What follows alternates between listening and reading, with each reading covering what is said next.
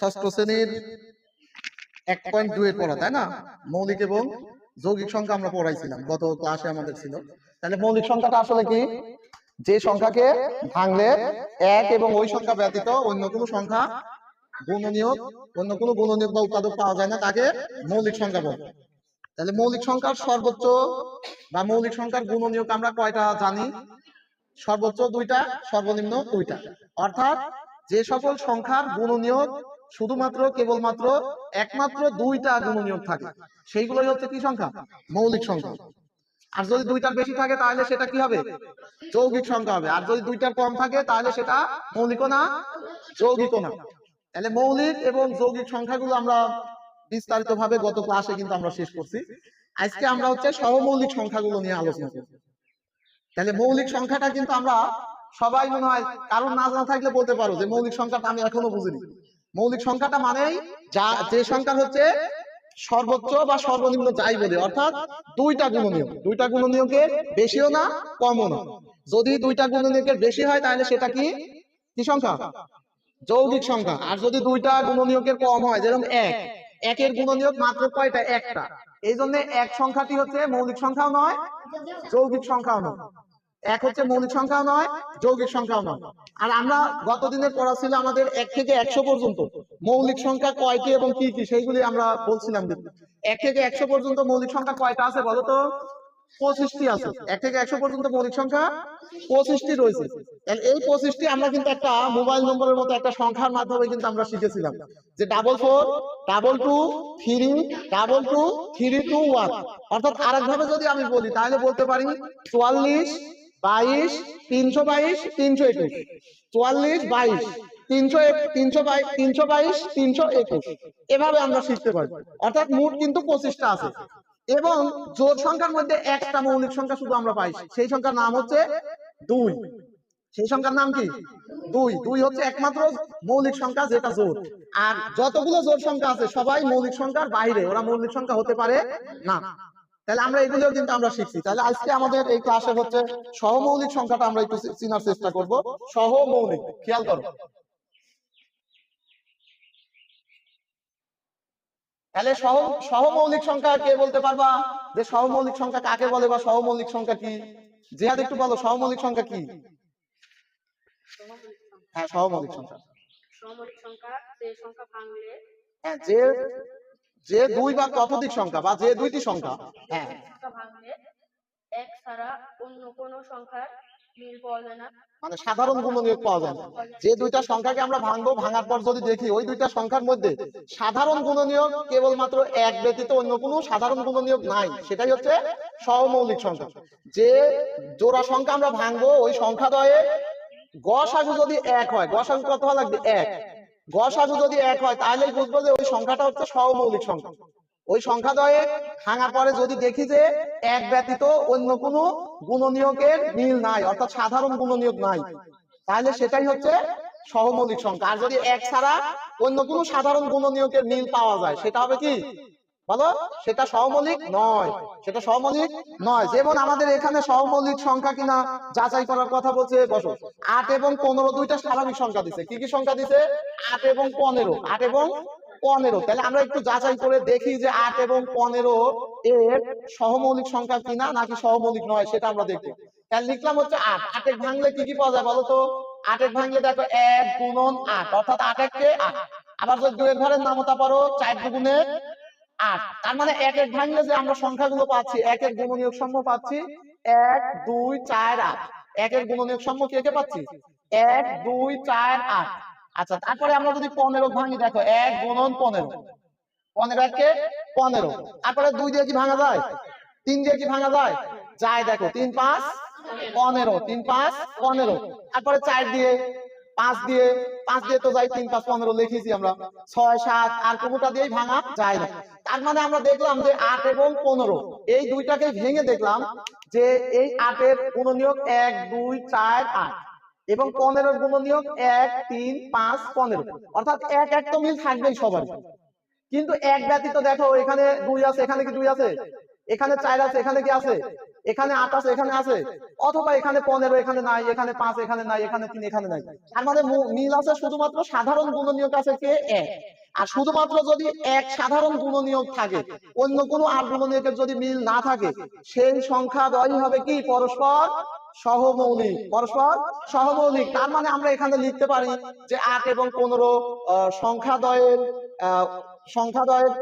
গুণনীয়ক সমূহ এক ব্যতীত অন্য কোনো সাধারণ গুণনীয়ক নেই, তাই বা সুতরাং 15 এবং 8 পরস্পর সহমৌলিক সংখ্যা। বুঝতে পারছি কিনা আমরা? অথবা আমরা আরেকটা নিয়মে যদি ভাঙি, খেয়াল করো, এভাবে আমরা সহমৌলিক সংখ্যা যদি যাচাই করতে চাই, তাহলে প্রথমত আমরা যে দুইটা সংখ্যা দিবে ওই দুইটা সংখ্যাকে মৌলিক উৎপাদকে বিশ্লেষণ করব। যেমন 8 কে আমরা এইভাবে ভাঙবো, 8 এ কয় দিয়ে যায়? 2 দিয়ে যায়, 4 দুগুণে 8, তারপরে 2 দিয়ে যায়, 2 দুগুণে 4। তাহলে আমরা এখানে লিখতে পারতেছি 8 সমান আমরা লিখতে পারতেছি 1 গুণন 2 গুণন 2 গুণন 2 গুণন 2 লিখছি। আচ্ছা, তারপরে আমরা 15 কে আমরা লিখতে পারতেছি, খেয়াল করো, 15 কে আমরা ভেঙে নেই। 15 ভাঙলে কত হচ্ছে দেখো তো? 2 দিয়ে যায় না, 3 দিয়ে যায়, 3 5 15। অতএব আমরা দেখো, অতএব 15 সমান আমরা লিখতে পারতেছি কি? 1 গুণন 3 গুণন 5। এখন খেয়াল করো, আমরা এই যে 8 এর গুণনীয়ক সমূহ আমরা কি কি লিখতে পারি?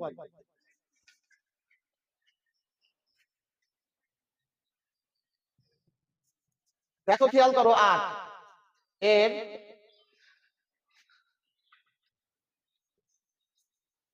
গুণনীয়ক সমূহ, 8 এর গুণনীয়ক সমূহ কে কে হবে বলো তো? তার মানে আমরা এই 1 দিয়ে আমরা কাজ করি, আগে 2 1 কে 2 লিখবো, তারপরে দেখো 2 1 কে 2 একবার লিখছি তো আর লেখার দরকার নাই। এবার 1 এর ঘরের কাজ শেষ, তারপরে 2 এর ঘরের কাজ করব। দেখো 2 এর ঘরের যদি আমরা একসাথে করি, 2 1 কে 2 হয়। আবার যদি আমরা এই পাশের 2 ঘরে একসাথে কাজ করি, 2 দুগুণে 4, তাহলে 2 এর ঘরের কাজও শেষ। এবার 3 ঘরের কাজ করি, দেখো এই যে 3 ঘরের একসাথে, তার মানে 2 1 কে 2 2 দুগুণে 4। এবং হচ্ছে আমরা 2 কয়টা পাইছিলাম? 3টা পাইছিলাম। দেখো, তাহলে এখানে আমরা 2 এর ঘরের কাজ করলে দেখো 2 1 কে 2, এই 3 এর 2 দুগুণে দেখো 4। এইবার যদি এই দিক থেকে 3 ঘরের কাজ করি, 2 দুগুণে 4, 4 দুগুণে 8। দেখো আমাদের 8 সংখ্যা নাই, এখন সম্পূর্ণ আমরা গুণ করলে দেখো পেয়ে গেছি 2 4 8। তার মানে 8 এর গুণনীয়ক পাবো 2 4 8। অনুরূপ ভাবে 15 এর গুণনীয়ক দেখো, 3 8 কে অর্থাৎ 15 এর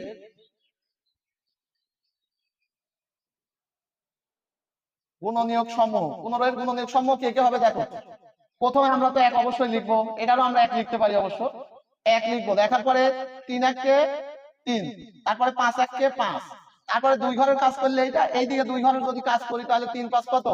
15। তার মানে আমরা পেয়ে গেছি বিষয়টা। দেখো, আমরা 8 এর গুণনীয়ক সম পাইছি 1 2 4 8, আর 15 এর গুণনীয়ক সম পাইছি 1 3 5। তাহলে এখন দেখা যাচ্ছে আমরা লিখবো 8 এবং 15 এই সংখ্যাদ্বয়ের মধ্যে, 8 এবং 15 সংখ্যাদ্বয়ের মধ্যে এক ব্যতীত অন্য কোনো সাধারণ গুণনীয়ক নেই। অতএব 8 এবং 15 সংখ্যা দুইটি পরস্পর সহমৌলিক সংখ্যা। 8 এবং 15 পরস্পর সহমৌলিক সংখ্যা। তাহলে সহমৌলিক হওয়ার শর্ত আমরা ক্লিয়ার বুঝছি কিনা? বুঝতে পারছি তো সবাই? আমরা আরো 2-1টা অঙ্ক যদি এখানে খেয়াল করি, দেখো আমাদের কাজ ছিল কিন্তু 3 নম্বরের কাজ ছিল। কাজ অঙ্কগুলো একটু আমরা দেখার চেষ্টা করি। কাজগুলি কি করে আনছিলে? পারছো সবাই? পারছো কি? এই যে কাজ কি পারছো সবাই? তাহলে এখানে কাজের ক নম্বরটা কি ছিল? কোন নম্বরটা করবো বলো? 16 আর কত দেওয়া আছে? 28 আছে। 16 আর 28। তাহলে এই যে কাজ 16 এবং 28, কাজের 3 এর আমি লিখছি কিন্তু 3 এর কাজ যেটা ছিল, কাজ দেখো 3 আমাদের। তাহলে এখানে 16 এবং 28 এর কি বানাবো আমরা বলো তো? সহমৌলিক কিনা আমরা লিখবো। বলছে কিন্তু নিচের জোড়া সংখ্যাগুলো কোনগুলো সহমৌলিক নির্ণয় করবো। তাহলে সহমৌলিক নির্ণয় করতে হলে আমরা কি করব? প্রথমে বলো তো, 16 কে আমরা মৌলিক উৎপাদকে আগে ভাঙবো। তাহলে 2 দিয়ে যায়, 8 দুগুণে 16, তারপরে আবার 2 দিয়ে যায়, 4 দুগুণে 8, তারপরে আবার 2 দিয়ে যায়, 2 দুগুণে 4। তাহলে আমরা লিখতে পারি অতএব 16 ইকুয়াল, তাহলে কত? 1 2, অর্থাৎ গুণ দিয়ে দিয়ে আমরা লিখতে পারি গুণ কয়টা? 1 2 3 4টা 2 লিখছি কিনা দেখো। 8 দুগুণে 16, তারপরে 4 দুগুণে 8, তারপরে 2 দুগুণে 4। তারপরে আমরা এখানে হচ্ছে 28 এর ভাঙবো। 28 এর ভাঙলে কত দিয়ে যায়? তাহলে 14 দুগুণে, তারপরে 7 দুগুণে 14। তার মানে আমরা যদি অতএব 28 এর যদি ভাঙি, খেয়াল করো 28 এর ভাঙলে কত পাচ্ছি? তাহলে 1 গুণন 2 গুণন 2 গুণন 7। তাহলে এখন যে বিষয়টা দাঁড়াচ্ছে, অতএব 16 এর গুণনীয়ক আমরা বের করি। 16 এর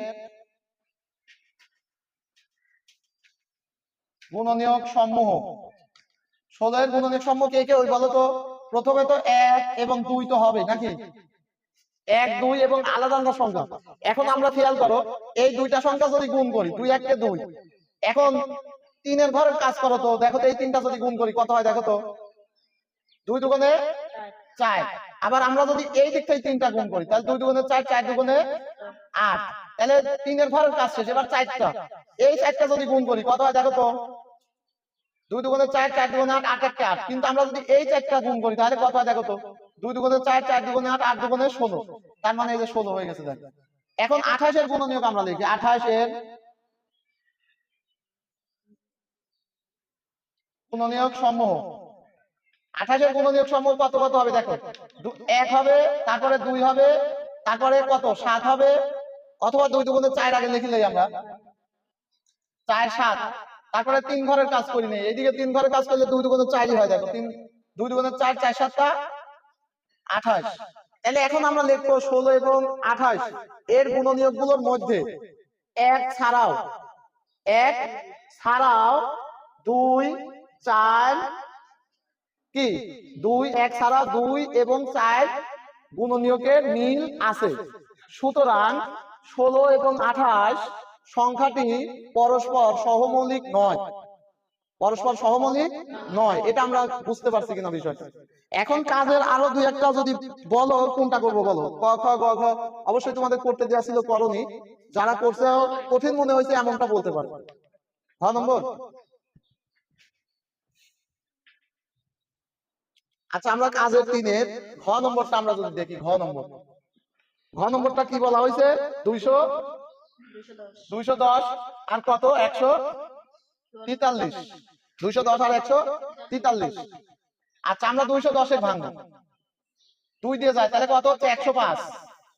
105 দুগুণে 210, তারপরে 3 দিয়ে যদি দেই কত হয় দেখো তো? 3 তিরিকে 9, তারপরে হচ্ছে 3 5 15, তাহলে 35। তারপরে 3 দিয়ে দিলে, 5 দিয়ে দিলে হচ্ছে 3 দেওয়া যায় না, 5 দিয়ে দেই, 5 7 35। তাহলে অতএব দেখো আমরা এই 210 সমান কত পাচ্ছি? 1 গুণন 2 গুণন 3 গুণন 5 গুণন 7, এটা পাইলাম। কিন্তু অনুরূপ ভাবে আমরা হচ্ছে 143 এর যদি ভাঙি, 143 এর কত দিছে আমরা দেখো তো, একটু চেষ্টা করো। 143, এই এদিকে একটু খেয়াল করো। 143 এর কত দিয়ে ভাঙা যায়? আমরা 3 দিয়ে যদি ভাঙি দেখো তো, 143 এর 3 দিয়ে ভাগ করি, 3 4 12, 3 5 15, তাহলে 3 4 12, তাহলে 12 13 14 2, তাহলে 3 আনলাম, তাহলে ভাঙা যাচ্ছে না দেখো। এখন হচ্ছে 7 দিয়ে যদি আমি দেই, 7 দুগুণে 14, তাহলে এখানে হচ্ছে 7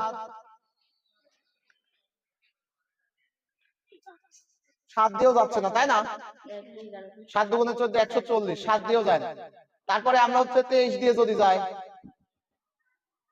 23 দিয়ে কতবার যায় দেখো তো?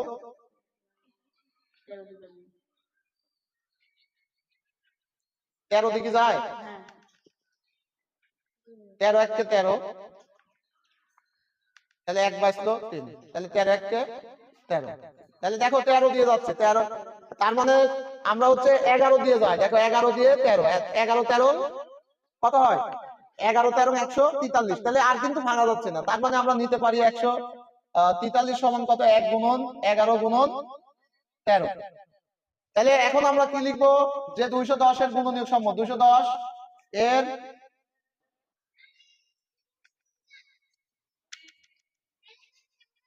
গুণনীয়ক সমূহ কত হবে বলো?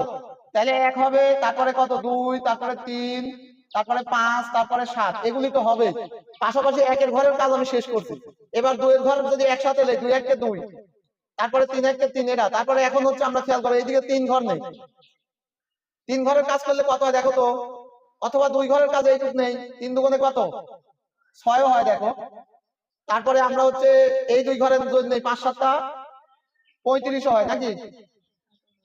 আবার 3 এর ঘরে যদি দেখো তো 3 5 15, 15 দুগুণে 30, তারপরে এই দিক থেকে 3 ঘর যদি নেই, 3 5 15, 7 15 কত, 5 7 35, 3 35 কত হয়, 3 35 3 3 105। তারপরে হচ্ছে 143 কিন্তু নিজে হয়, 105, তারপর 210 দুগুণে, এই তো আমাদের এই হিসাবটা আসতেছে। তাহলে এখন হচ্ছে আমরা 143 এর গুণনীয়ক সম্মুখে কি হবে, তার মানে হবে 1 11 13 আর হচ্ছে 143।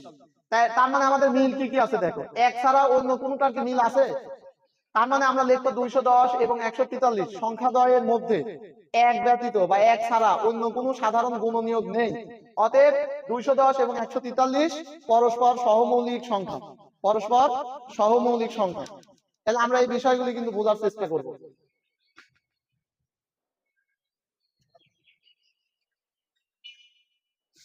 আমাদের আর কি ছিল যেন, সহমৌলিক বিষয়টা আমরা ক্লিয়ার করতে পারছি। আর কি ছিল, সহমৌলিক সংখ্যাটা আরো একটু বোঝার চেষ্টা করো। আরো 2-1 অঙ্ক আমরা যদি দেই, সহমৌলিক বুঝছি তো নাকি সবাই, খ নম্বর পারবো সবাই। তারপরে আরেকটু দেখি আমরা, খ নম্বরে কি আছে, 27 আর হচ্ছে কত, 38। ভালো করে বুঝো। তাহলে 27 এর ভাঙলে কি কি পাওয়া যায়, আমার মনে হয় এইভাবে ভাঙলে মনে হয় তোমরা সহজে ভালো বুঝতে যাও। মানে 27 এর আগে 27 কে 27 নিতে পারো, তারপরে 2 এর ঘরে যায় কিনা দেখবা, তারপরে 3 এর ঘরে যায় কিনা দেখবা। 3 এর ঘরে কত বলো তো, 3 নং, তাহলে 3 নং 27। তারপরে দেখবা 4 দিয়ে যায় কিনা, 5 দিয়ে যায় কিনা, 6 দিয়ে যায় কিনা, 7 দিয়ে যায় কিনা, 8 দিয়ে যায় কিনা। যদি না যায় তার মানে এই 1 27 1 3 9 27 কিন্তু। অতএব 27 এর গুণনীয়ক সম্ভব, 27 এর